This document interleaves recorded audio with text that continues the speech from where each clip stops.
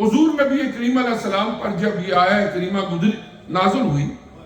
تو روایات میں آتا ہے کہ آپ جب فجر کے وقت اٹھتے اور نماز کی ادائیگی کے لیے جاتے تو قریبی گھر تھا حضرت سیدنا علی شیر خدا رضی اللہ تعالیٰ عنہ کا، اور آپ وہاں پر نماز کی الصلاۃ کی آواز دے کے ان کے گھر میں پھر مسجد میں جاتے کہ اللہ کا مجھے حکم ہے کہ اہل و عیال کو نماز کے لیے کہو، تو میں اپنا فرض ادا کرتے ہوئے، یہ بھی میری بیٹی ہے، ان کا گھر ہے، اور آپ ان کے گھر میں بھی نماز کی آواز دے کے پھر مسجد میں جاتے اور جا کے آپ صلی اللہ علیہ وآلہ وسلم نماز کی ادائیگی فرماتے۔ تو اس طرح یہ ایک پہلو ہے، صرف ایک بات جس کا ذکر کیا گیا، لیکن یہاں پر جو حکم دیا گیا نماز کا بنیادی طور پر وہ تمام اعمال خیر ان کی طرف بچے کو متوجہ کرنا۔ عربی میں بہت ساری کتابیں لکھی گئیں تربیت اولاد کے حوالے سے، تو ایک عربی کتاب میں انہوں نے لکھا کہ اولاد بالکل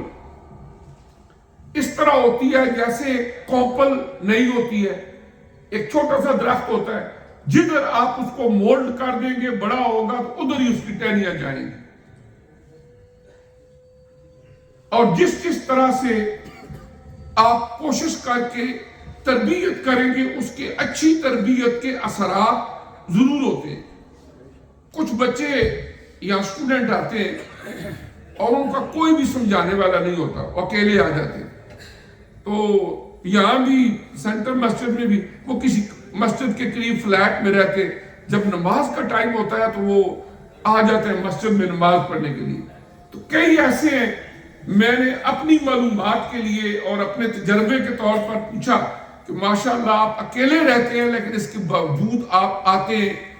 وقت پر نماز پڑھتے ہیں، آپ کی امی نماز پڑھتی تھی یا کیا؟ وہ ضرور بتاتے ہیں کہ ہمیں بچپن سے یہ عادت پڑی ہے کہ ہمارے ابو ہمیں کہتے تھے نماز پڑھو، ہم نماز ادا کرتے رہے، ہمیں عادت ہے اور اس لیے ہم نماز پڑھنے کے لیے آتے ہیں۔ تو جو والدین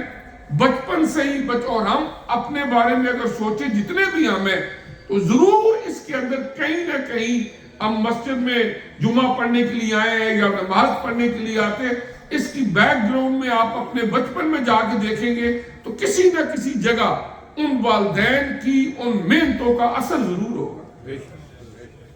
انہوں نے ہی اس طرف لگایا کہ آج ہم یہ کچھ کرتے، اور اگر وہ ہمیں اس طرف نہ لگاتے یا تلقین نہ کرتے تو شاید وہ اثر بھی نہ ہوتا۔ اور پھر اسی لیے چونکہ اللہ تعالیٰ ہمیں پیدا کرنے والے ہمارے ایک ایک باڈی سیل کو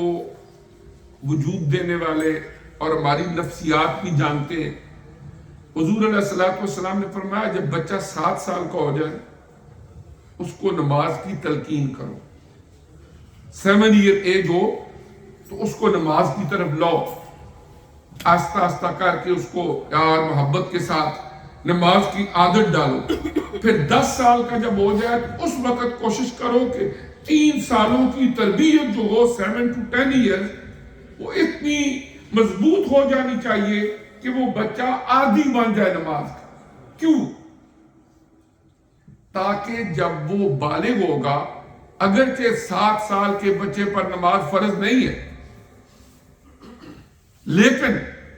نماز کی پابندی ایسا کام نہیں ہے کہ راتوں رات آپ کہیں گے کہ سویرے بندہ 5 وقت کا نمازی بن جائے گا۔ اس کے لیے مسلسل ایک تربیت کی ضرورت ہوتی ہے، پھر آہستہ آہستہ کر کے انسان کی یہ عبادت جو ہے عادت میں بھی تبدیل ہو جاتی ہے۔ اس لیے فرمایا کہ 7 سال کا بچہ ہو اس کو نماز کی تلقین کرو،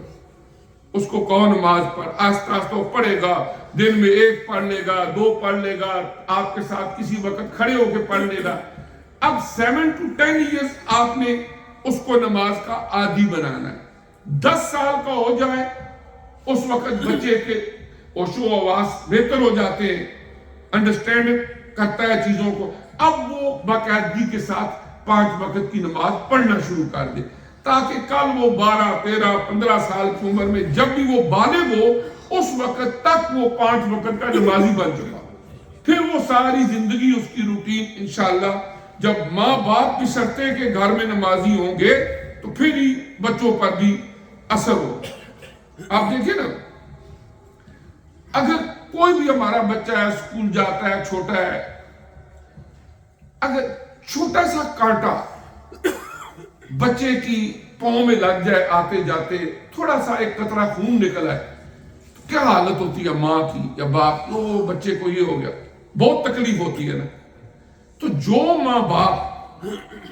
اس دنیا کی زندگی میں اپنے بچے کے بچی کے پاؤں میں ایک چھوٹا سا کیل اور ایک چھوٹا سا کانٹا برداشت نہیں کر سکتے کہ خون نکل آیا تو وہ ان کا دل پسیجنے لگتا ہے، انہیں یہ بھی سوچنا چاہیے کہ یہ زندگی تو عارضی ہے، بالآخر ہم نے اللہ کے حضور پیش ہونا ہی ہونا ہے،